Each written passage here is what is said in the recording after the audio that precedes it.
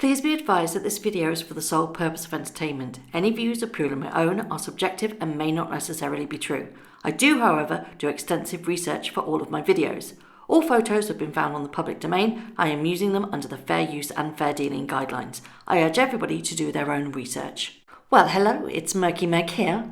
It's Friday the 26th of June and this is my second video today, so if you haven't seen my first one, please go back and watch it. I've put a link in the top right hand corner. Click on the link and it will take you straight to it. So it seems that Harry and Meghan have signed with a world leading speakers bureau, and this is Harry Walker Agency. Now they've signed a deal with them that equates to between $500,000 to $1 million per speech. Now, Harry and Meghan will be engaging in moderate discussions and keynote speeches with trade associations, corporations, and community forums. The conversations relate to topics that are important in their lives, apparently, and in the world, topics will largely relate to the social issues the world is facing now, including racial justice and gender equality, mental health, issues impacting women and girls, and the environment, as well as the intersectional nature of these issues. What a load of word salad, eh? People who use the same agency include the Obamas and the Clintons, and they are solely signed with Harry Walker for speaking engagements and not with any other agencies for any other purposes. Now, since the news broke, Harry Walker Agency have had to put their Twitter account on private. I don't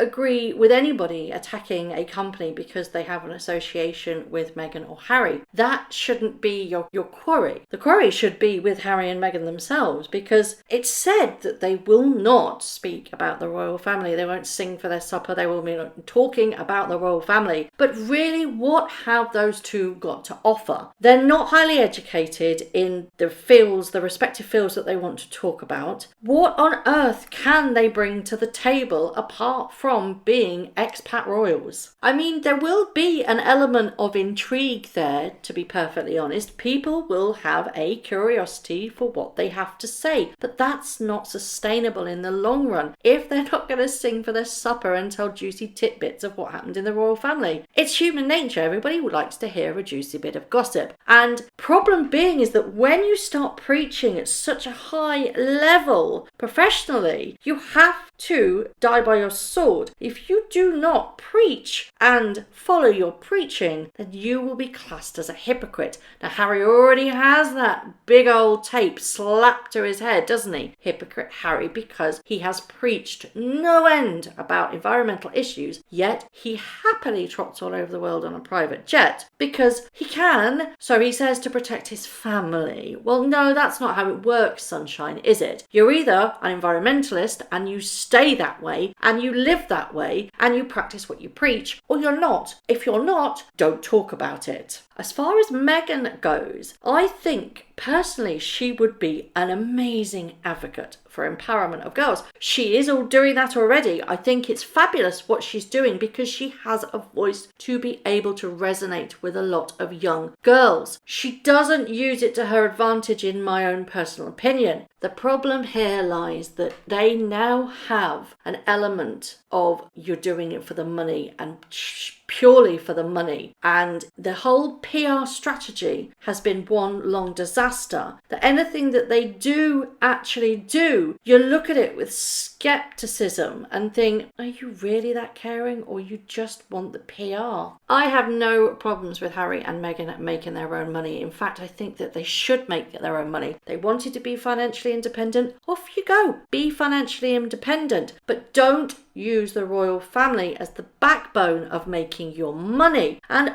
I have to say this, and it really does grate me. What qualifies them to speak on these matters? Are they the highest individuals in their field? Have they studied for years and years to get the qualifications in the field that they want to talk about. No, they just read something and think that they can talk about it. It doesn't work like that. And if you're going to stand up to a room full of people that have paid for you to talk and them to listen, you best bring something very, very tangible to the table. Otherwise, you won't keep getting those gigs. Yes, they probably will get some gigs at the beginning because, like I said, curiosity. And it's the novelty of it, isn't it? Oh, ex-royals, what have they got to say? Why on earth did they leave? Let's see what they have to say for themselves, shall we? But without knowing what you're talking about and living that way and being extremely honed in your craft, people just will not keep booking you again. And Harry himself has said that he wants to focus on the mental health issue, and that's what he's going to bring to the table. And by saying he's not going to talk about the royal family, how is that going to go and work? Because you have to draw on your own experiences, and all he ever knows is the royal family. So what on earth is he going to talk about? I don't think they've actually thought this through, because the world after the pandemic is going to be a very different place. Financial institutions are crumbling and they are going to be tightening up their belts. Who really wants to hear from two uneducated authorities that they say that they are on something that they know really nothing about, that they've only read the outskirts on, and possibly just said, yeah, I can talk about that. Yeah, all right, then I'll talk about mental health because I've suffered from it. Yeah, you've suffered, but you can't refer back to it, can you? Because it happened during the royal family, and you can't refer back to your mother's death because that also is using the royal family to gain notoriety and to make money. It's a tricky situation, isn't it, Harry? You can't keep referring to the same old things over and over again. You have to keep it fresh. What exactly are you doing to keep it fresh? You are squatting in an $18 million mansion doing absolutely sod all. Sorry, I take that back. They are visiting bakeries and going on the grassroots and, building it up from below. If you haven't seen this story, they went to a LA bakery that helps ex-gang members rehabilitate. And I think, it's a fabulous charity, but there are two issues that I have with this one. They use this as a PR shot, personally. You can't just walk into a place, stay for half an hour to an hour, get your photo op and walk out. If you are a true philanthropist, you put the time in, you work, you invest, you build reputations up, and not just come in, photo op, do a little bit, boom, off you go. Thanks for the PR. Great that they are raising this charity up on a bigger platform. That is what is needed at the moment. However, you can't just come in, done, go. Bye-bye now. To be a proper philanthropist and a well-known and an experienced philanthropist, you need to stay the long haul and invest your time and your emotional well-being into that project to lift it up to even greater heights, not use them as a PR stunt. Two interesting things that have cropped up about this particular visit is that they use their own photographer because the homeboy industry have credited the photographer to the Duke and Duchess of Sussex, and also the fact that Sunshine Sachs and Homeboy Industries share the same PR company as Meghan and Harry. That doesn't seem dodgy at all, does it? So going back to this new hiring for the speaking agency, there was a very interesting blind item on Crazy Days and Nights on Wednesday, and it says they tried to make the press release sound positive, but essentially, if your check is big enough, the illiterate former actress turned royal and her husband will speak anywhere to any group. Well, isn't that nice?